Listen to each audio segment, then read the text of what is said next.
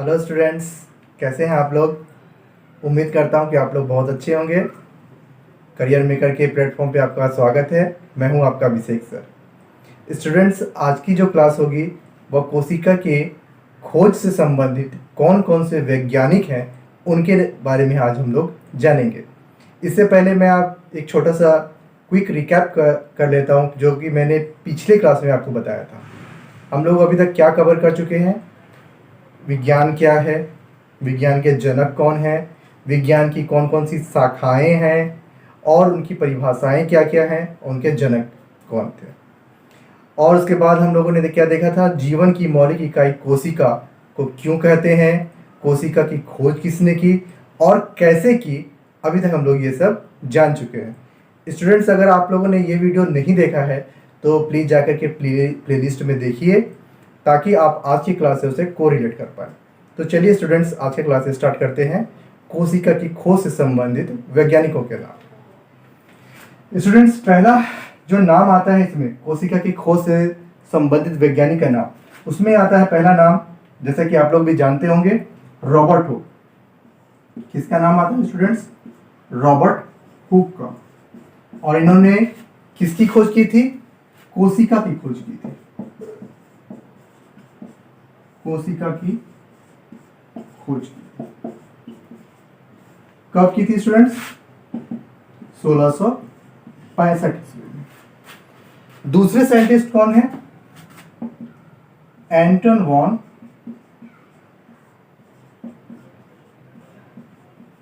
Leeuwenhoek. एंटन von Leeuwenhoek. इन्होंने क्या खोज किया था? इन्होंने जीवित कोशिका की खोज की थी।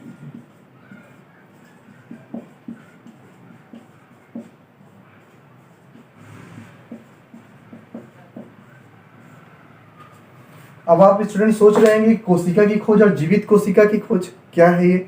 तो घबराने की बात नहीं है स्टूडेंट्स। ये कोशिका की खोज जो रॉबर्ट हुक ने की थी, ये इन्होंने क्या देखा? मृत कोशिका में देखा था। जैसा कि स्टूडेंट्स, अगर आप मेरा पिछला वीडियो जाकर के देखेंगे, उसमें मैंने बताया है कि रॉबर्ट हुक ने कोशिका को कहाँ देखा था? कॉर्क में देखा था। और कॉर्क क्या था? कॉर्क था पेड़ की छाल से निर्मित पदार्थ। दरअसल क्या ये कॉर्क होता है? ये कॉर्क जो होता है मृत कोशिकाएं होती हैं। पेड़ की जो छाल होती है, बाहरी जो छाल होती है, वह कई मृत कोशिकाओं से बना होता है। ठीक है, तो उसी से ये निर्मित जो पदार्थ होता है वो कॉर्क होता है। कॉर्क जो देखेंगे स्टूडेंट्स, कब की बात हो रही है? 1665। पहले जमाने में जो लोग होते थे, बोतलों में जो है ना आजकल मेटल का ढक्कन यूज करते हैं, उस समय लकड़ी का जो कॉर्क होता था, कॉर्क, उसका यूज करते थे ढक्कन के रूप में। उसी को कॉर्क कहा जाता है।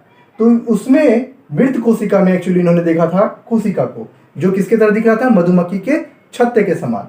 और जो एंटन वॉन ल्यूवेनहॉक ने देखा, किसमें? एक शैवाल में इन्होंने देखा। उस शैवाल का नाम क्या था? शैवाल का नाम था स्पाइरोगायरा। स्पाइरोगायरा नाम का एक शैवाल है, उसमें इन्होंने खोज किया था। किसका? जीवित कोशिका को देखा था। इन्होंने जीवित कोशिका को देखा था किसमें? शैवाल स्पाइरोगायरा में। इनको जो है एंटन वॉन ल्यूवेनहॉक को, क्या इनको कहा जाता है फादर ऑफ माइक्रोबायोलॉजी भी? इन्हें फादर ऑफ माइक्रोबायोलॉजी भी कहा जाता है।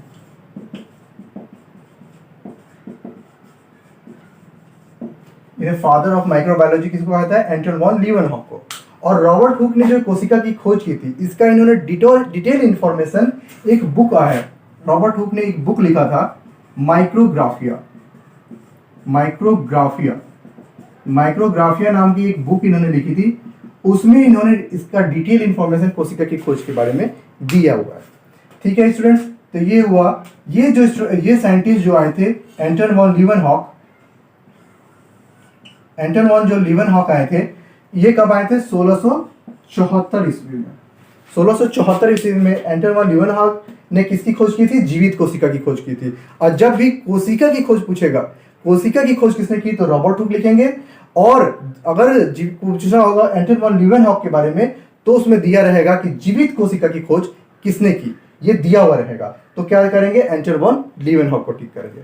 स्टूडेंट्स, अब आते हैं नेक्स्ट वैज्ञानिक। 1590 1590s कहा जाता है, 1590s 1590। 1590 में क्या एक साइंटिस्ट आए थे, जेकेरियस जॉनसन। जेकेरियस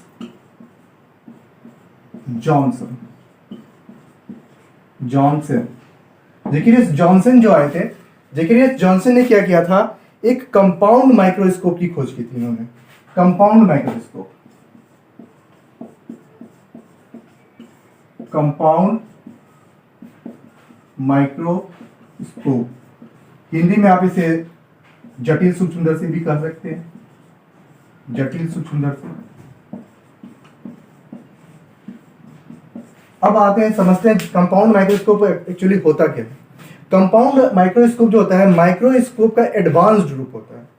जैसे कि हम लोग माइक्रोस्कोप क्या करते हैं, सूक्ष्म चीजों को देखने के लिए यूज करते हैं, वैसे ही जो कंपाउंड माइक्रोस्कोप होता है वो सूक्ष्म से भी सूक्ष्म, छोटे से भी छोटे चीजों को बड़े करके दिखाता है, वो कंपाउंड माइक्रोस्कोप होता है। माइक्रोस्कोप हम लोग जानते हैं सूक्ष्मदर्शी, सूक्ष्म मतलब छोटा, दर्शी मतलब दर्शन करवाने वाला, यानी छोटे चीजों का दर्शन करवाने वाला सूक्ष्मदर्शी है। और जटिल मतलब कि उससे भी ज्यादा अगर जो जटिल है संरचना, उसका अगर हमें किसी में पता चलता है तो उसे हम लोग क्या कहते हैं, कंपाउंड माइक्रोस्कोप, जिसकी खोज किसने की थी, जेकेरियस जॉनसन ने की थी और 1590 ईस्वी में किया था। अब आते हैं नेक्स्ट वैज्ञानिक की तरफ, जिसका नाम है रॉबर्ट ब्राउन। रॉबर्ट ब्राउन ने स्टूडेंट किसकी खोज की थी, केंद्रक की खोज की थी।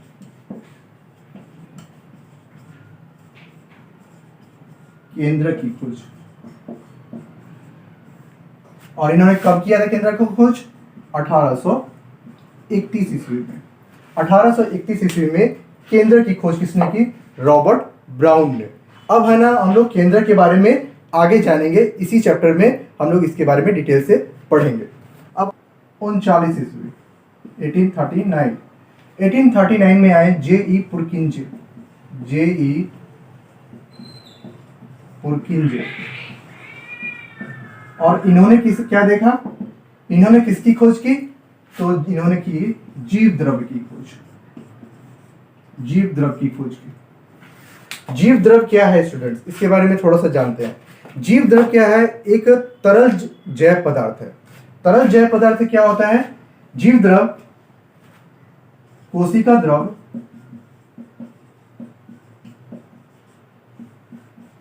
प्लस केंद्रक, इन्हें सम्मिलित रूप से जीव द्रव कहा जाता है। जब हम लोग आगे चैप्टर बढ़ेंगे आगे, तो आपको बिल्कुल समझ में आ जाएगा कि कोशिका द्रव क्या होता है, केंद्रक क्या होता है, और उसके बाद जीव द्रव जो है वो, अभी याद रखिए कि एक तरल जैविक पदार्थ जो होता है, जो कि कोशिका में पाया जाता है, उसे जीव द्रव कहते हैं, एक तरल जैविक। 1838 ईस्वी में एक वैज्ञानिक आए, इनका नाम था एम स्लीडन।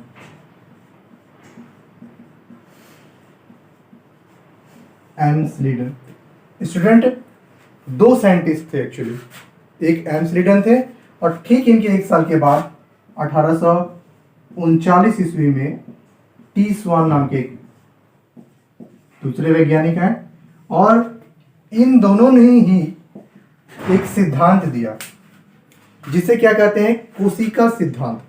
कोशिका सिद्धांत के नाम से जानते हैं। तो इन्होंने क्या सिद्धांत दिया, अब उसके बारे में थोड़ी चर्चा करते हैं।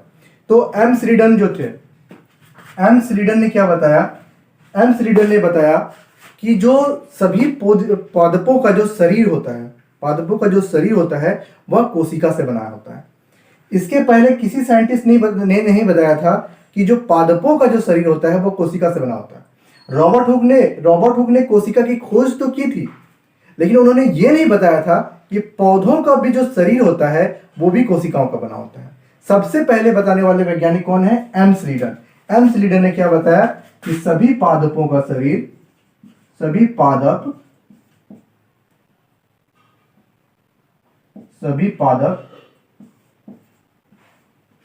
कोशिकाओं के बने होते हैं। सभी पादप कोशिकाओं के बने होते हैं।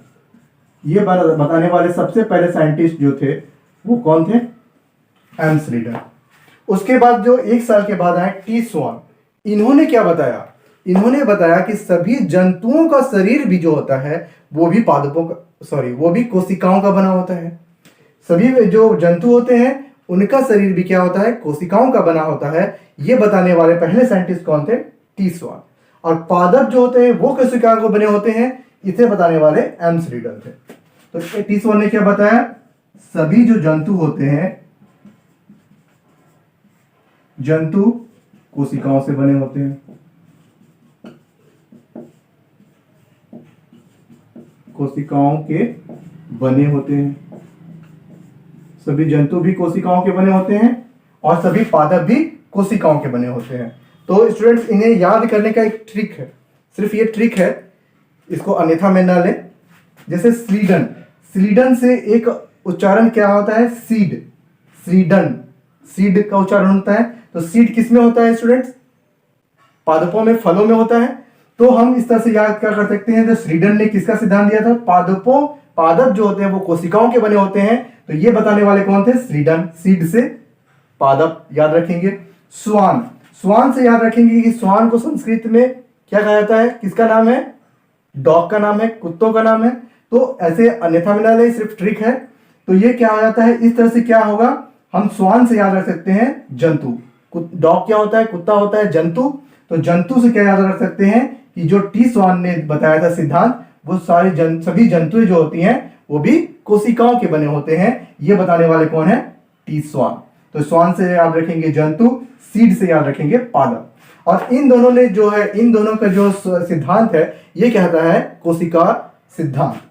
तो इन दोनों ने कौन सा मिलकर सिद्धांत दिया? इस तरह से एम स्लीडन और टी स्वान ने जो सिद्धांत दिया वह क्या होता है? कोशिका से संबंधित सिद्धांत। वह कहलाता है कोशिका से संबंधित सिद्धांत। ठीक है स्टूडेंट्स, विर्चो ने भी इन दोनों के सिद्धांतों को ही आगे बताया विशेष रूप से, लेकिन इन्होंने एक बहुत ही इंपॉर्टेंट बात बताया। और ये कब आए थे? 1855 ईस्वी में। और इन्होंने क्या बताया कि कोशिका सिद्धांत को आगे बढ़ाया था।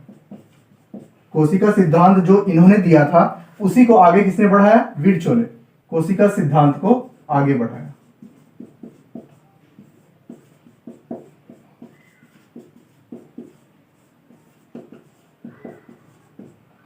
और इन्होंने एक महत्वपूर्ण बात बताया, क्या? कि जो जितनी भी कोशिकाएं होती हैं, जितनी भी कोशिकाएं, नई कोशिकाएं बनती हैं, वे सभी जो होती हैं अपनी पूर्ववर्ती कोशिकाओं से ही बनी होती हैं। कहने का मतलब क्या होता है? हमारा जो शरीर है, मैंने आपको बताया था, लाखों करोड़ कोशिकाओं से मिलकर बना है। तो इसमें क्या होता है? कोशिकाओं का निर्माण भी होता रहता है और कोशिकाएं नष्ट भी होती रहती हैं। इस तरह से जो कोशिका होती है, इसमें जो कोशिका है, मतलब कि जो कोशिकाएं होती हैं वे अपनी पुरानी कोशिकाओं से ही निर्मित होती हैं। जैसे कि ये कोशिका है, मान लीजिए, ठीक है, और ये जो कोशिकाएं होती हैं ये विभाजित होकर के दो नई कोशिकाएं बनाएंगी। तो इस तरह से ये जो नई कोशिका बनेगी वो किससे आएगी? अपनी पुरानी कोशिका से आएगी। तो इसी सिद्धांत को किसने बताया? विर्चो ने बताया। तो विर्चो ने क्या बताया?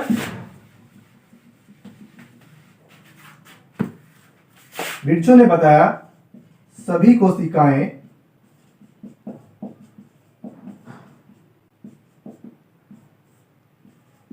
अपनी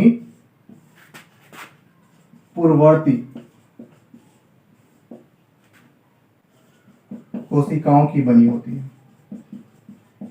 कोशिकाओं की ही बनी होती है।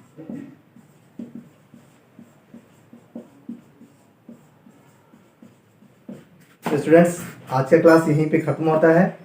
आई होप आपको आज का क्लास पसंद आया होगा। अगर आज का क्लास पसंद आया हो तो प्लीज़ वीडियो को लाइक करें और इसे दोस्तों में शेयर ज़रूर करें और चैनल को सब्सक्राइब ज़रूर करें, ताकि आपको नए वीडियो का, जो मेरे अपकमिंग वीडियोज़ होंगे और क्लासेस होंगे, उसकी वीडियो आपको नोटिफिकेशन सही टाइम पे मिल जाए। Thank you student.